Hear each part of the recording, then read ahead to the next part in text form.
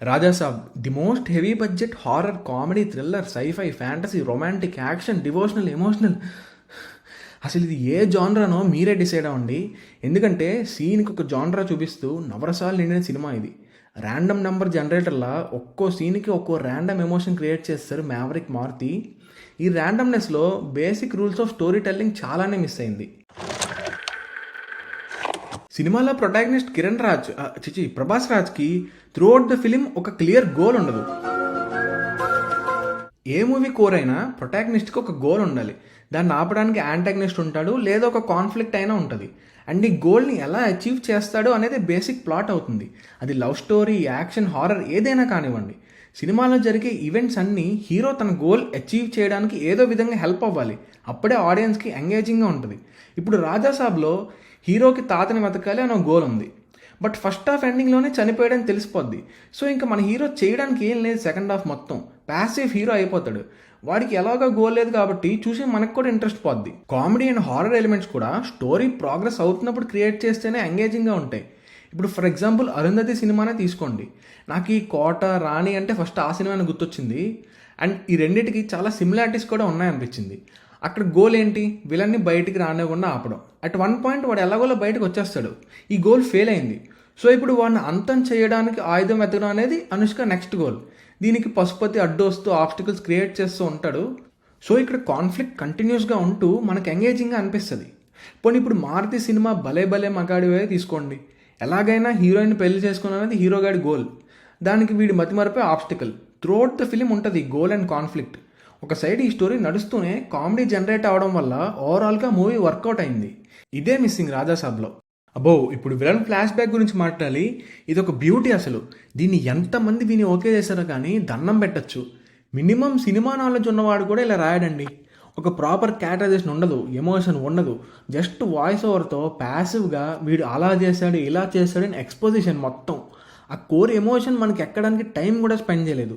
అరే పాప మా రాని ఏదో అన్నదానం చేస్తుంది, నువ్వు రిచ్ పూర్ ఎవడైనా కానివ్వు, పరిగెట్టుకుంటే వెళ్ళి ఆమె హ్యాండ్ పట్టుకుని హడావడి చేస్తే కొట్టకుండా ముద్దు పెట్టుకుంటారా చెప్పు? దానికే నాకు డబ్బు లేనందువల్లే కొట్టారు, సో డబ్బు కోసం ఏమన్నా చెయ్యాలి అని వీడు డిసైడ్ అయిపోయి పవర్ఫుల్ మ్యాజిక్ మ్యాన్ అయిపోతాడు.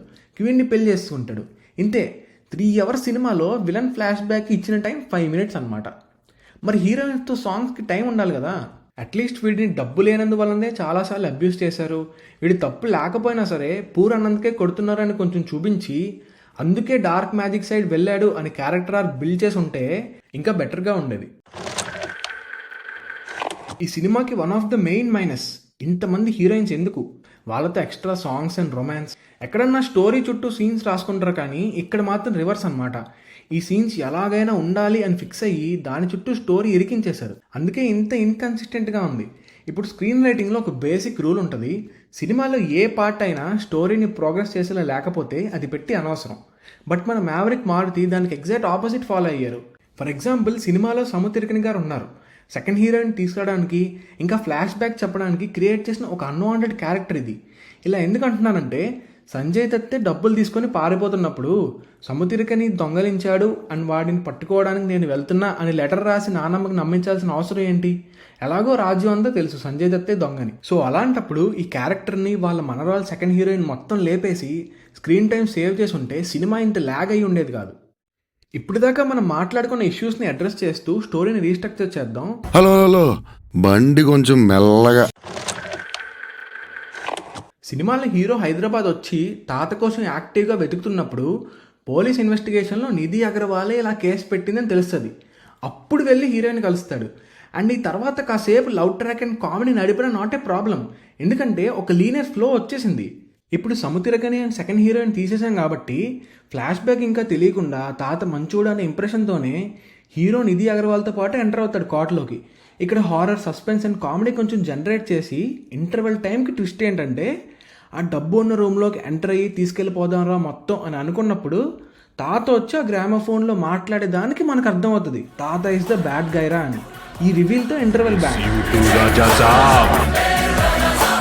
Fantastic, superb, mind-blowing, unbelievable. ఇప్పుడు సెకండ్ హాఫ్లో హిప్నోసిస్ ఎక్స్పర్ట్ని పట్టుకొచ్చినప్పుడు వాడికి విలన్కి జరిగే ఇంటరాక్షన్ ద్వారా విలన్ ఫ్లాష్ బ్యాక్ కొంచెం డీటెయిల్డ్గా ఒక స్ట్రాంగ్ మోటివేషన్తో చూపించవచ్చు.